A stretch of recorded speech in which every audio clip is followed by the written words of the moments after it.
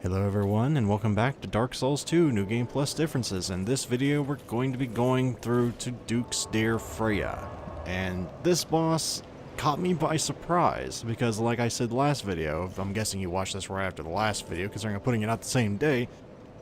The whole time, like the last time I went through this area was with Glasgow, with co-op. So I didn't really get to go through all the horrible, and if you notice there, I didn't even notice the red phantom thing sitting right there. Now, there's two ways you can go through this, what we like to call the right way, which was the ladder, or you can do things my way, which most people would call suicidal. By just jumping. Now, if you don't have fall negating, that's probably not a good thing to do. Now, this isn't really a terrible fight. These things don't hit hard, even for Black Phantom standards. It's more so just a matter of how good are you at dealing with multiple enemies, and at this point, in Dark Souls 2, you should be pretty proficient. It just don't be stupid like I am at times. These things, like I said, don't hit much harder than the regular spider variants, and they don't have a whole lot of health. I think they have more health than the spiders, but not a whole lot more health. At least not with the weapon variant I'm using. But besides this Black Phantom, there are other Black Phantoms to worry about in this area. Namely, I believe... yes, this one right here. This one was in the previous New Game Plus, or previous New Game series. There's a difference, however. You can just keep him laying in the spikes if you want, if you have a great bow like myself. Or if you'd prefer to actually do things the melee way, that's certainly viable. Personally, I prefer to just keep him in the spikes, just because why do more work when you don't have to, but for the purposes of this, we'll actually do things the melee way. I know, it's more entertaining that way. The problem with it is, by the way, in case you didn't know, well, there's another one that you can't see from up on that ledge, or if you can, I didn't see it. I didn't look very hard. Behold my lack of PvP skills, and people wonder why I don't like PvP. I suck at it, and I acknowledge I suck at it. But other than, if you're good, decent at PvP, this is not a difficult encounter. But if you're like me, this can be rather annoying, and actually quite deadly if you're very poor at it, because that thing attacks very fast. Of course, I think if I dodged right there, that would not have hit me, but going back on topic here. Beyond this, there's not too much of a difference. Besides the one attack I'll get into when the boss shows up, which I was not aware the boss even had that attack. For all I know, that was in regular New Game. We just killed it too quickly, me and Glasgow, so I don't know. But on to the actual boss fight.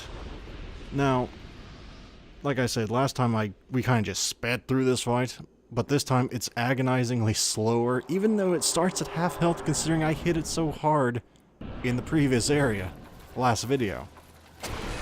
Start of the fight, you got a whole lot of things coming at you, and it's really nice to have a big sweeping AoE or magic AoE, whatever you use. Personally, as you see, I use a big-ass sword.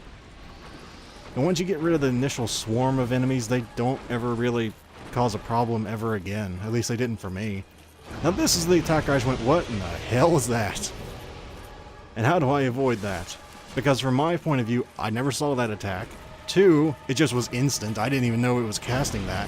But now that I saw it once, it's really not that hard to get around. You just run around it and, following it. Not following it, going the same way it does.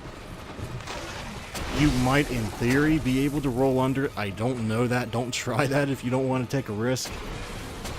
I don't know if it's like hit scan or whatever, but I'm sure there's a way to be able to tell what head is going to use that attack whenever it winds up. I just am not familiar enough with the technique to tell you. There is one thing you should know, though, whenever it does that, which we'll get into just in a little bit, is, yeah, right here.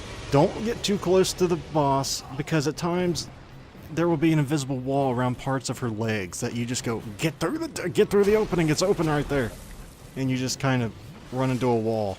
So go around it. Take the time to actually go farther away around it. You won't run into her then. I don't remember her ever doing a belly flop before, but as you saw, it just get the hell out of the way. I wasn't even aware she could do that, so I was a little slow on the uptake there. Beyond that, though, her acid, again, don't even remember that attack, but it's easy enough, just run to the side. It's fine. You can actually just sit there going, are you done yet? If you get out of there quick enough. But you can tell when she's starting to wind up with the thing, I just was not aware which head was actually going to use it. I think now that I look back on it watching this, whichever head's going to use the laser beam is actually moving a slight bit more. And the other one's just kind of trying to shield itself, so if you watch for those subtle cues, you can actually tell which one's going to, you know, spew the beam out. So that's a way of trying to get around it. And of course, if you're actually near when it does that, just take advantage of it. Start swinging away. And that's it. Duke's Dear Freya. Of course, I got hit more than I ever should have that fight, but I blame that on not seeing her full repertoire of attacks the first time through the game. I wouldn't ever do it all over again. I quite enjoy co-op, so I don't regret it. But we're not done yet, because some people say they have trouble with Garland. Did I just say Garland, like the stuff you put up for Christmas? Yeah, anyway, Vinland? Garl Vinland, that's the one. I've never had a problem with Garl Vinland. I don't know how people do, but I'm guessing that you get one hit on you and he just stunlocks you. This is just how I deal with it. Just circle strafe, man. And backstab, that's it. Game over, man. Oh, I'm sorry, not game over. You wait until he gets up, and then it's done. I know it looks easy, but I guess if you don't have an ultra great sword, it might take a little bit longer than that. But thank you guys very much for watching. As always, if you'd like to help support the channel, you may wish to like or even subscribe for easier access to future videos, and hopefully I shall see you next time. Farewell, everyone.